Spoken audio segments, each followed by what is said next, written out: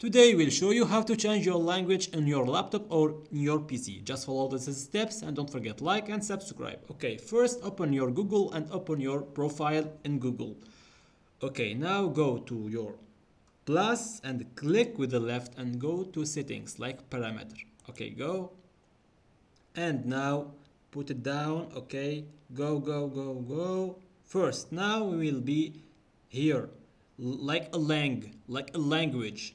Okay, click with the left and here change it to English. Click, and finally we have now English UK, but we need now English like or Arabic or German or Italiano, what you want. Okay guys, you can change what you want. If you want, you can search like this and click what you have language, click, and finally we have Instagram with to English. Just don't forget like and subscribe, and thank you for watching.